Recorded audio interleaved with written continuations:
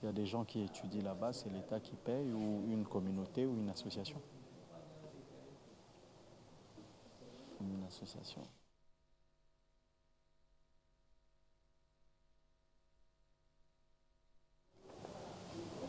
Bonsoir madame et bonsoir monsieur. Notre monde connaît aujourd'hui des mutations sur tous les plans depuis plusieurs siècles et on ne cesse d'assister à des bouleversements sur les plans politiques, économiques et social. Si donc hier on a parlé de révolution industrielle avec l'avènement de la machine à vapeur et accélérer les progrès techniques, aujourd'hui on est entré dans ce qu'on appelle l'ère du numérique qui vient supplanter l'analogie. Et nous entrons ainsi dans un nouvel âge qui vient booster la gestion politique, économique, sociale et même éthique.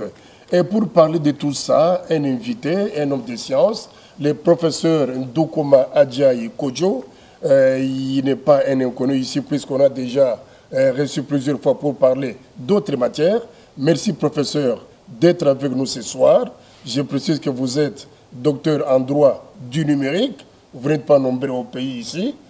Félicitations puisque vous avez été proclamé spécialiste en cette matière il n'y a pas une année. Voilà pourquoi nous avons fait appel à vous pour parler au fait de l'apport du numérique dans le développement de ces pays et partant de toute l'Afrique entière. Merci une fois de plus. Alors, on parle trop de révolution du numérique aujourd'hui. Il faut, dans un premier temps, en définir les contours pour comprendre bien ces concepts. En d'autres termes, pourquoi cette révolution du numérique fait-elle parler trop d'elle aujourd'hui? Merci beaucoup de l'invitation et de la question. Karl Marx définissait la révolution comme étant l'appropriation des moyens par ceux qui en étaient privés. Et chaque invention a transformé notre société. La société féodale a été tout à fait transformée par, effectivement, l'invention de la machine à vapeur qui a permis une société industrialisée avec les apports du pétrole, de l'électricité et de l'imprimerie. Là, c'est au XVIIIe siècle déjà. Effectivement. Et puis, ensuite, cette société industrialisée a démenti toutes les théories économiques pessimistes de Malthus sur le rapport entre la production et la démographie. Et on est arrivé à une société de consommation. Et cette société de consommation nous amène aujourd'hui à la société de l'information avec l'invention de la puce électronique et la numérisation tous azimuts. Alors, pour voir l'échelle de grandeur, ce n'est pas quelque chose qui se fait en dehors de la RDC. Le Congo, en franchissant le cap de l'an 2000, n'avait qu'un téléphone pour 1300 habitants, ce qui était mauvais.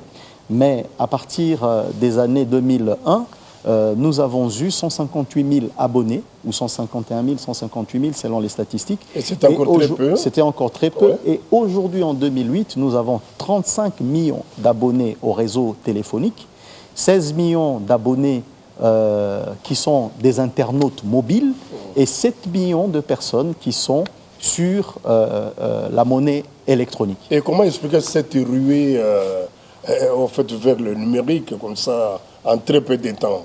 Mais justement, c'est pour cela que je suis venu avec un certain nombre de documents. C'est ça qui étonne. La transformation numérique a impacté l'ensemble de l'activité humaine, c'est-à-dire tout ce qui est production, tout ce qui est distribution, tout ce qui est consommation des richesses, y compris même la forme de socialisation. Ça veut dire que nous avons aujourd'hui une forme de socialisation réseautée où les gens apprennent, dans le cadre de la mondialisation et de la globalisation, les choses par les réseaux sociaux, plus qu'ils ne l'apprenaient à l'école et tout le reste. Et d'après les auteurs, nous créons chaque 2 jours 250 exaoctets d'informations, ce qui représente la quantité d'informations qu'il a existé depuis la création de l'homme et l'apparition de l'écriture. Mais on le crée aujourd'hui sur Internet. Et ce qu'il y a aussi de magnifique, c'est qu'il a fallu 1700 générations pour maîtriser le langage. Il en a fallu 300 pour maîtriser l'écriture, 35 pour maîtriser l'imprimerie, mais le passage de l'analogique au tout numérique s'est fait en moins de 2 générations. C'est pour cela que c'est une révolution. Donc c'est allé très vite. Mais alors, moi, je pose une question. Nous, depuis le 17e, 18e siècle, nous en étions encore à la révolution industrielle. Est-ce qu'aujourd'hui, nous y sommes encore, où le numérique est venu se greffer dans l'industriel pour en fait, accélérer le progrès?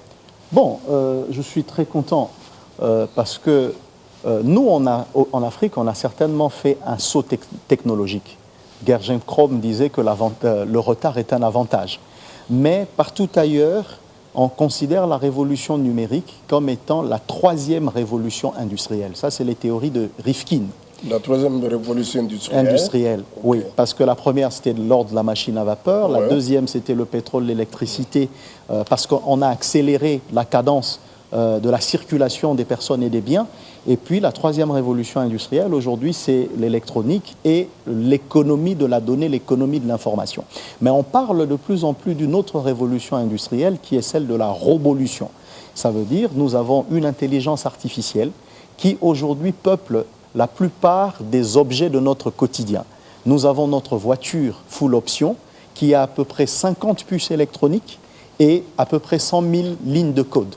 Nous avons notre téléviseur aujourd'hui qui peut se connecter à Internet, même si nous ne mettons pas cela en connexion. Et puis nous avons aujourd'hui, à Kinshasa par exemple, les robots roulage, qui est doté d'une intelligence artificielle. Mais ailleurs, vous avez les drones aéroterrestres, vous avez même les taxis qui sont dotés de GPS pour la géolocalisation et qui vont vers le client selon une application smartphone.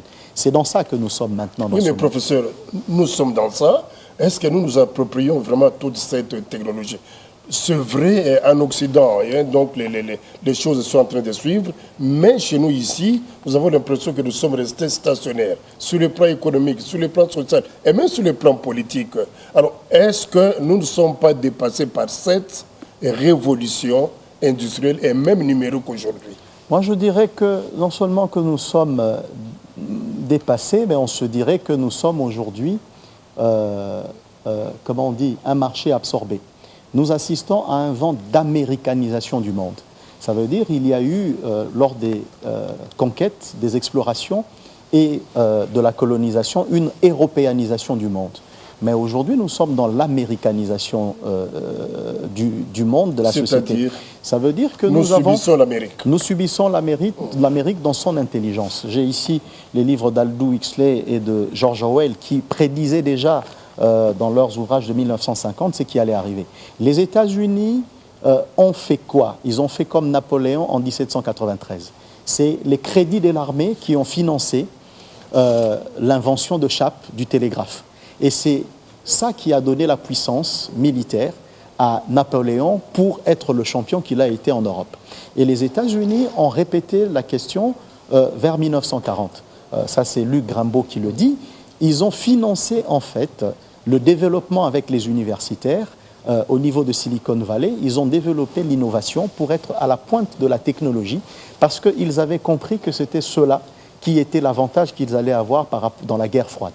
Donc, quand vous regardez même Google aujourd'hui, qui détient plus de 700 milliards de dollars en capital boursière, sa licence a été financée, donc son brevet a été financé par le Pentagone américain.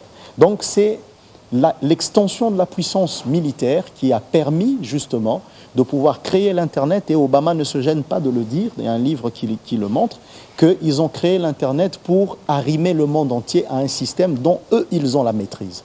Et ensuite, lorsqu'ils sont passés à cette étape de construction de l'infrastructure d'Internet, dont les 11 serveurs racines se trouvent aux États-Unis, ils ont maintenant lancé les produits d'offres commerciales. Et c'est ça qui permet aujourd'hui que nous tous nous sommes connectés et que nous procédons, en fait, nous participons d'un noyau qui est un noyau détenu par Silicon